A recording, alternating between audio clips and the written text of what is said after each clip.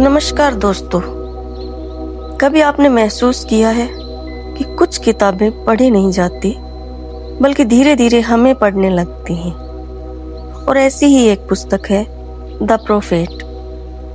ओशो कहते थे यह सिर्फ एक किताब नहीं है, यह एक जीवित ध्यान है। इसके शब्द पढ़े नहीं जाते, ये भीतर उतरते हैं और फिर धीरे धीरे आपको बदलने लगते हैं। यह पुस्तक आपको कुछ सिखाती नहीं बल्कि आपके भीतर छुपे सत्य को जगाती है। और आज मैं इस पुस्तक की प्रारंभिक कुछ पंक्तियां आपके साथ साझा करने जा रही हूं, जो सिर्फ उसका अनुवाद नहीं बल्कि उनका गहरा भाव जो शायद शब्दों से भी परे है। अल मुस्तफा वह चुना हुआ और प्रिय जो अपने समय के लिए एक भोर के समान था। वह 12 वर्षों तक अरफलीज नगर में प्रतीक्षा करता रहा अपने उस जहाज की जो उसे लौटाकर उसके जन्म स्थान के द्वीप तक ले जाने वाला था। और 12वें वर्ष में इलूल के 7वें दिन, जो कि फसल काटने का महीना था, वह नगर की दीवारों के बाहर एक पहाड़ी पर चढ़ा और समुद्र की ओर देखने लगा। और उसने देखा उसका जहाज धुंध को चीरता हुआ आ रहा है। तभी उसके हृदय के द्वार खुल गए और उसकी खुशी समुद्र के पार तक उड़ गई। उसने अपनी आंखें बंद कर ली और अपनी आत्मा की निस्तब्धता में प्रार्थना की। पर जैसे ही वह पहाड़ी से नीचे उतरा, एक उदासी ने उसे घेर लिया और उसने अपने हृदय में सोचा, मैं कैसे शांति से और बिना दुख के जा सकता हूँ। नहीं, इस नगर को मैं बिना अपनी आत्मा पर एक घाव लिए नहीं छोड़ सकता।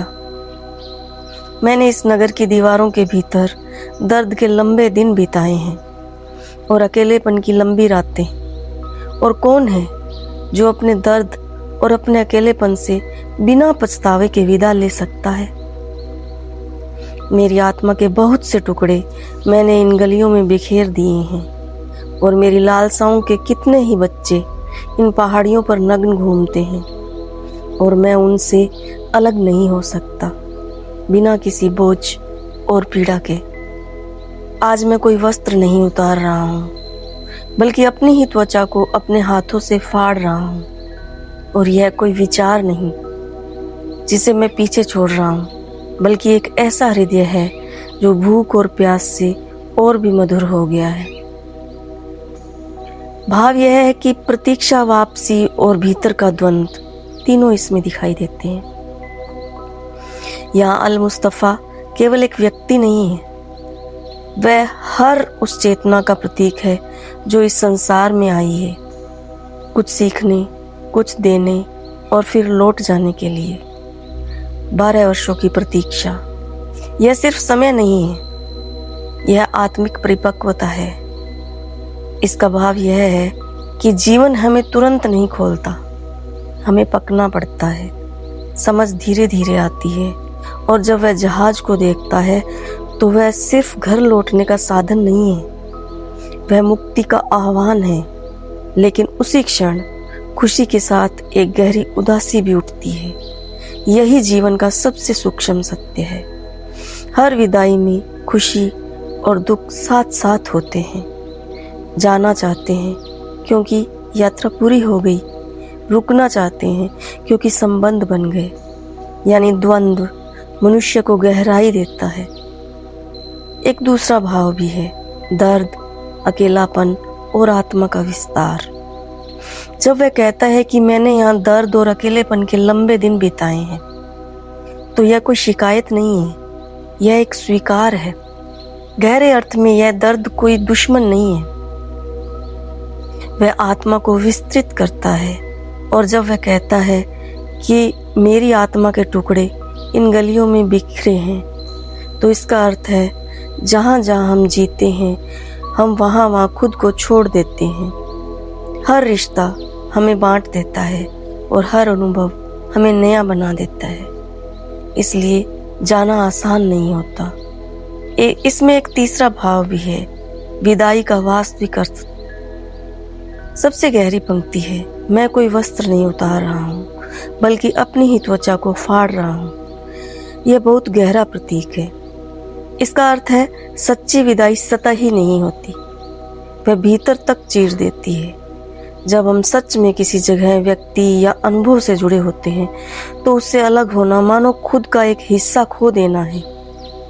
इसमें एक भाव और भी प्रकट होता है, पीड़ा से मधुरता का जन्म।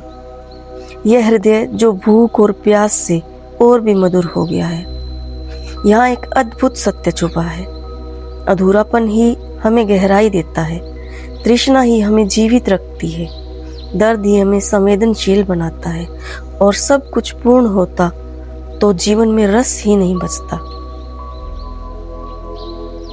जीवन एक यात्रा है जहाँ हम आते हैं, जुड़ते हैं, बिखरते हैं और फिर आगे बढ़ जाते हैं। हर अनुभव हमें तोड़ता भी है और गढ़ता भी है, और अंत में हम जहाँ जहाँ रहे होते हैं वहाँ वहाँ हमारा कुछ हिस्सा हमेशा के लिए रह जाता है। और जब मैंने इन शब्दों को पढ़ा तो ऐसा नहीं था कि मैं सिर्फ एक कहानी पढ़ रही थी, बल्कि ऐसा लगा जैसे कोई मेरे भीतर की खामोश जगहों को छू रहा हो। मुझे एहसास हुआ कि हम जहाँ जहाँ रहते हैं वहाँ सिर्फ समय नहीं बीतते, हम खुद को भी वहाँ छोड़ आते हैं। कुछ हिस्से लोगों में रह जाते हैं, कुछ जगहों में, और कुछ उन अनकहे एहसासों में जिन्हें हम कभी शब्द नहीं दे पाते। और शायद इसी वजह से हर विदाई इतनी भारी होती है। अब समझ आता है कि जाने का दर्द इसलिए नहीं होता कि हम किसी जगह को छोड़ रहे हैं, बल्कि इसलिए होता है क्योंकि हम अपने ही एक हिस्से से अलग हो रहे होते हैं। इस पुस्तक ने मुझे कुछ सिखाया नहीं, बस मुझे मेरे ही भीतर ले गई, और वहाँ मैंने खुद को थोड़ा और गहराई से महसूस किया। अगर आपने इसे कभी पढ़ा है तो आप समझेंगे कि मैं क्या कह रही हूँ, और अगर नहीं पढ़ा तो मेरे साथ इस सफ़र में बने रहिए और महसूस करके देखिए, क्योंकि शायद ये सिर्फ एक किताब नहीं है, बल्कि एक दर्पण है जिसमें आपको आपका ही बिखरा हुआ स्वरूप दिखाई देगा।